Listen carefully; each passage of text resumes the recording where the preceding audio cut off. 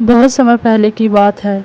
उज्जैन नगरी में एक धर्मात्मा व्यापारी रहता था जिसका नाम था धनीराम। वह बहुत ही दयालु, ईमानदार और धर्मप्रिय व्यक्ति था।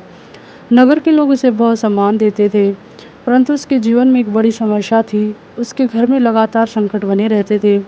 कभी व्यापार में हानि, कभी घर में बीमारी, कभी चोरी तो कभी अपमान जैसी परिस्थितियाँ उसके जीवन से जुड़ी रहती थी। धनीराम ने अनेक देवताओं की पूजा की, कई प्रकार के दान दिए, किंतु उसके कष्ट समाप्त नहीं हुए। एक दिन वह अत्यंत दुखी होकर नगर के संत महात्मा के पास पहुंचा और बोला, गुरुदेव, मैंने हर देवी देवता की पूजा की, पर मेरा दुर्भाग्य मेरा पीछा नहीं छोड़ता। कृपया मुझे कोई उपाय बताएं। महात्मा ने ध्यान लगाकर कहा, वत्स, तुम्हारे जीवन में जो कष्ट है वह शनिदेव की कठोर दृष्टि के कारण है।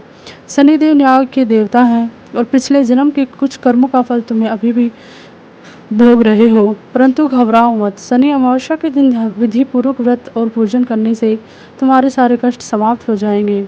महात्मा की बात सुनकर धनीराम ने शनि अमावस्या का व्रत करने का संकल्प लिया। अगले शनिवार की अमावस्या को वह प्रातःकाल ही उठ गया, स्नान करके शुद्ध वस्त्र धारण किए और पास के पीपल वृक्ष के नीचे जाकर दीपक जलाया। उसने तिल का तेल, उड़द, काला वस्त्र, लोहा और गुड़ का दान गरीबों को दिया। उसने पूरे दिन उपवास रखा और सायंकाल शनिदेव के मंदिर जाकर उनकी प्रतिमा पर तेल चढ़ाया। भजन कीर्तन करके रात भर जागरण किया।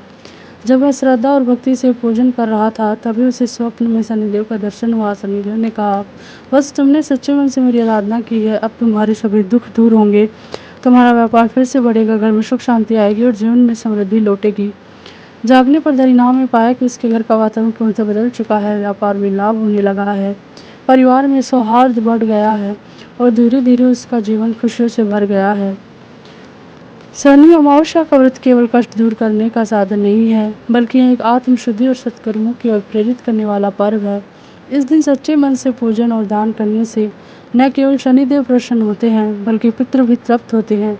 इस व्रत का पालन करने से जीवन में सुख समृद्धि, आयु में वृद्धि और आध्यात्मिक उन्नति प्राप्त होती है। आपको कहानी कैसी लगी कमेंट सेक्शन में ज़रूर बताएं। कमेंट सेक्शन में जय शनिदेव ज़रूर लिखें। वीडियो को लाइक करें, शेयर करें और चैनल को सब्सक्राइब करें।